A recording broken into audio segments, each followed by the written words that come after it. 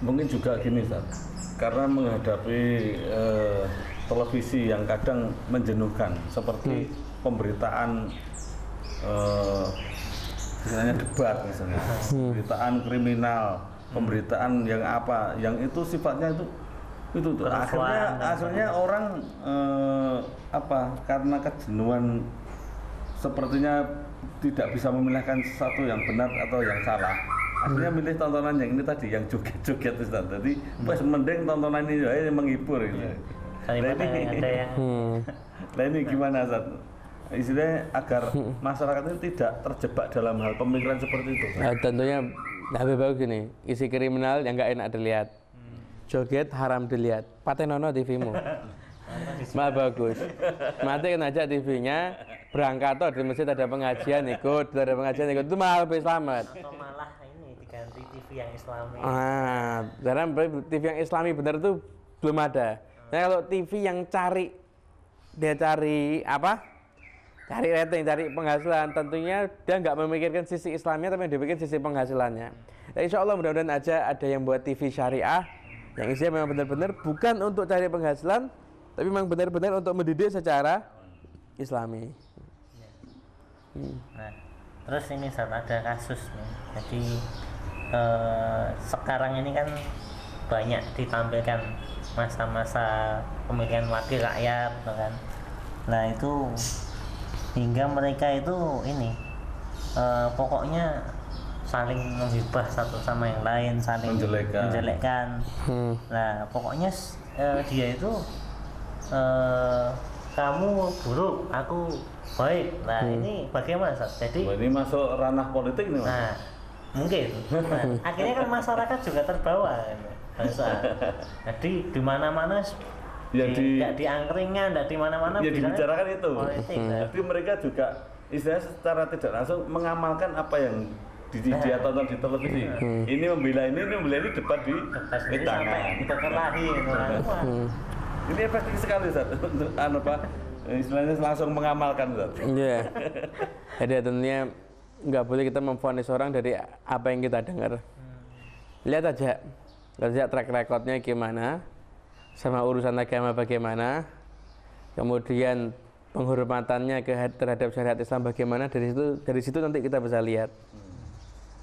Kalau orang itu ternyata dia memang bagus, ya berarti insya Allah orang bagus. Sekalipun di media diceritakan itu dia orang yang buruk. Karena media itu banyak pelanggaran di situ, terutama dalam pencitraan ya. Ini pencitraan itu kadang-kadang orang yang aslinya buruk kalau diekspos kebaikannya terus lama-lama bisa kelihatan baik. Orang yang aslinya baik punya satu keburukan, diekspos keburukannya, orang punya anggapan dia itu orang yang buruk. Nah itulah jahatnya media itu seperti itu. Makanya hati-hati terhadap media. Banyak media itu kalau ada orang yang dicap buruk, sebagian orang yang media juga punya cap buruk kepada orang itu, kalau dia berbuat kebaikan nggak mungkin masuk TV. Nggak mungkin masuk TV. Apalagi mengkritik medianya. Wah, apalagi mengkritik media yang nggak mungkin masuk TV. Nggak mungkin masuk TV. Tapi orang yang buruk, orang yang aslinya buruk, tapi dicap sama media baik, setiap dia punya keburukan nggak ditampilkan, setiap dia punya kebaikan sekecil apapun langsung ditampilkan. Dicari-cari, narasinya dibuat. Itulah. Sebenarnya masyarakatnya harusnya semakin lama semakin pintar. Suruh lihat realitanya, aslinya, nyatanya bagaimana. Asli orang ini buruk, lihat track recordnya, gimana? Katanya peduli sama agama, lihat gimana perjuangannya untuk agama sampai sejauh mana. Peduli sama rakyat, kita lihat perjuangannya untuk rakyat sejauh mana. Ya kan masyarakat itu jadi ditipu, tapi ya mau gitu loh. Harusnya masyarakat semakin lama semakin cerdas, nggak bergantung kepada penilaian media, tapi langsung bisa memvonis. Apa yang dia itu memvonis nggak dengan ucapan orang lain, tapi lihat secara nyata langsung. Itu masuk lagi kebohongan publik ya. Ya bisa jadilah, wallahu a'lam.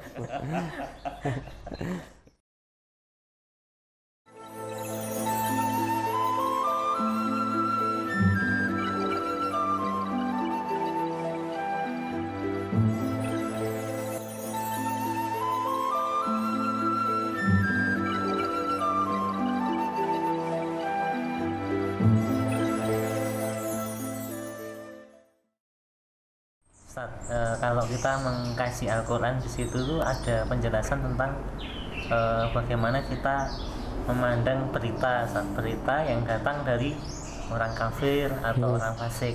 Nah ini kan kita disuruh fatabayanu ya, fatabayun. Nah itu bagaimana Ustaz kita menanggapinya Ustaz? Ini masih masuk dalam kategori media itu. Media tadi ya. Nah kalau kita hubungkan dengan media. Jadi memang diakui atau tidak diakui, memang ada peran kafir dalam media kita tuh memang ada. Peran orang-orang fasik itu juga ada. Tentunya nggak semua yang dari media itu kita terima secara langsung, tapi harus kita lihat secara seksama. Memang benar terjadi nggak ini? Memang benar begini nggak? Tabayun, tanya aja. Kalau kita nggak bisa nanya, nggak bisa tabayun, jangan kita memvonis atas hasil yang kita peroleh dari media tadi itu. Jadi kesimpulannya tetap kita lihat aja. Kalau kita baca tabayun, lihat, buktikan. Kadang-kadang yang disampaikan sama media itu nggak sesuai dengan aslinya. Tapi kalau kita nggak ada kemampuan untuk tabayun, ya sudah, jangan langsung memvonis. Sudah. Karena sifatnya media itu kan istilahnya didramatisir. Ya terkadang seperti itu memang ya. Kalau jelek saja misalnya dipupuri, diberdai, ya kan biar kelihatan bagus. Nah, begitu juga dalam mengekspos suatu berita itu kan kadang dibumbu-bumbui. Kalau misalnya tidak sesuai dengan yang mereka kehendaki, dalam hal ini media. Nah ini mereka berusaha untuk menggali biar keterangannya itu bisa didramatisir nantinya itu. Iya. Bisa diterima. Nah, pokoknya kalau lebih besar fitnahnya lebih laku, biasanya gitu. Nah, terus ini, masih berupa tontonan. Walaupun itu sifatnya kayak kajian lah misalnya. Kan banyak juga media menayangkan yang sifatnya kajian. Nah ini apakah juga bisa untuk kita jadikan apa sih misalnya pegangan, Pak? Keterangannya itu apakah harus langsung ya, jadi kajian atau istilahnya tuntunan agama yang ada di televisi. Jadi gini, kita lihat ustadz yang masuk di TV itu, ustadz atau ustadzah itu bukan orang yang diseleksi keilmuannya, bukan. Tidak pernah ada diseleksi ustadz yang masuk TV harus tahu menguasai ilmu ini nggak ada. Sembarangan bisa masuk. Yang penting bisa ngomong. Itu bisa ngomong. Nyerempet agama. Sama nyerempet sedikit itu masuklah pokoknya. Nah, tentunya lain ini. Gak bisa kita terus mengandalkan semuanya ini, nggak bisa. Kita dengar dari ustadz ini di TV kemudian kita anggap kita jadi patokan, nggak bisa. Nah, karena mereka tuh nggak diseleksi, jadi mereka tuh kadang-kadang jawab sesuai dengan akalnya sendiri. Lalu sudah jawab sesuai dengan akalnya, apalagi itu ilmu agama, nggak bisa. Kita lihat sekarang gini aja. Orang itu kalau mau ngobati orang lain tuh harus tahu caranya kan. Dokter tuh mau nyuntik itu ada ilmunya. Lah mau fatwa dalam agama itu juga ada ilmunya, nggak bisa sembarangan. Tidak boleh semua orang fatwa dalam agama itu nggak boleh, harus orang yang sudah mumpuni. Yang sudah bergelar ustadz pun nggak semuanya bisa memfatwakan hukum, apalagi yang belum jadi ustadz. Harus ada ini ya. Harus ada, nah ada tata caranya. Jadi kalau kita mau tanya persoalan agama, punya problem masalah agama, jangan semata-mata cuma tanya sama ustadz. Nggak mungkin terjawab. Tapi kita langsung tanya sama ulama yang ada di sekitar kita. Ulama yang memang istiqomah, yang memang tahu kita kualitas ilmunya, tanya aja sama mereka. Jangan mengandalkan apa yang kita dengar daripada televisi. Kadang-kadang sesuatu yang hukumnya haram dibilang halal, bahaya ini. Gak apa-apa, itu boleh. Karena sesuatu jelas-jelas halal dibilang haram. Ini haram, gak manfaat, padahal hukumnya halal. Habis itu masyarakat ketika lihat seperti itu sebenarnya langsung nganggap, oh berarti ini benar. Gak bisa. Jadi ustadz yang ada di televisi itu bukan berarti orang yang punya ilmu, tapi orang yang punya popularitas. Nggak punya ilmu, punya popularitas masuk TV. Nah kalau nggak punya ilmu kemudian ditanya masalah ilmu agama, nggak bisa jawab, kadang-kadang tetap maksakan diri untuk jawab, hasilnya ngawur. Nah makanya kita sebagai orang yang sudah masyarakat saat ini harus lebih hati-hati, harus lebih kita itu selektif dalam mencari ilmu agama, jangan cari ilmu agama di acara televisi, tapi tanyakan langsung sama ulama atau ustadz yang ada di sekitar Anda, yang Anda sudah tahu kualitas keilmuannya. Atau mungkin kalau dapat tausiah dari TV misalkan, kita perjelas ke ustadz-ustadz di kampung. Ya, itu lebih enak, itu lebih bagus itu. Yang lebih cenderung untuk membuka kitab. Ya. Iya. Memang Jadi ngomong berdasarkan kitab, bukan berdasarkan menurut saya. Siapa yang mau nurut sama kamu?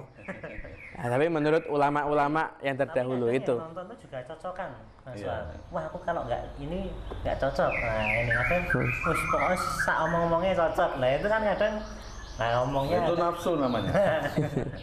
Kan yang seperti yang diinginkan, tidak mencari kebenaran yang asli. Gitu. Ya. Kadang juga ini Ustaz, setelah masuk TV, Ustadz itu dikategorikan juga selebriti sekarang. Iya. Dari bidang iklan macam-macam. Ya ustadznya ya ngiklankan barang ternyata. Ternyata ya sudah, insya Allah mudah-mudahan kita doakan negara kita medianya semakin lama semakin bagus insya Allah. Nah, mungkin untuk penutup Ustaz, apa yang bisa kita ambil dari pembahasan yang kita bahas? Bismillahirrahmanirrahim. Kesimpulannya, media itu seperti guru untuk anak kita zaman sekarang. Sebagaimana kita cari guru untuk anak kita cari guru yang terbaik, maka tontonan anak kita pun juga kita pilihkan itu yang terbaik. Sinetron itu bukan guru. Sinetron itu sinema elektronik, bukan guru. Isinya apa? Sesuai dengan orang yang buat alur cerita. Sekarang pola pikir anak kita nanti lama-lama ditentukan sama alur cerita itu. Alur cerita dikatakan anak nakal, disifatkan anak yang baik disifatkan jadi anak yang buruk, itu nanti bisa merubah pola pikir. Akhirnya anak kita lebih senang pakai akhlaknya anak nakal dibanding pakai akhlaknya anak yang baik. Contohnya, kalau anak nakal yang suka pacaran, suka berkelahi, dikategorikan seakan diagung-agungan seperti jagoan. Tapi anak yang baik, yang akhlaknya bagus, pakai kacamata yang tebel, kemudian penampilannya dibuat culun seperti itu, akhirnya anak lebih milih untuk jadi anak nakal dibanding jadi anak baik. Nah, ini namanya baik tapi perangannya buruk, yang namanya biasa malah. Nah, seperti itu kadang-kadang. Dan kadang-kadang juga dilihatkan adegan anak kurang ajar sama orang tua banyak. Lalu kalau orang tua biarkan anaknya nonton seperti itu, suatu saat kalau anaknya itu kurang ajar sama orang tuanya, bukan anaknya yang salah tapi orang tuanya yang salah. Makanya hati-hati dalam memilih tontonan untuk anak kita. Pilih tontonan yang bermanfaat, bekali anak kita dengan ilmu, awasi apa yang mereka lihat. Jangan sampai yang mereka lihat jadi panutan dalam hidup mereka. Akhirnya kalau sudah terlanjur itu berlangsung sampai mereka dewasa, justru kita orang tuanya yang menyesal. Mudah-mudahan semuanya anak kita dijaga semuanya oleh Allah Subhanahu wa taala. Amin ya rabbal alamin.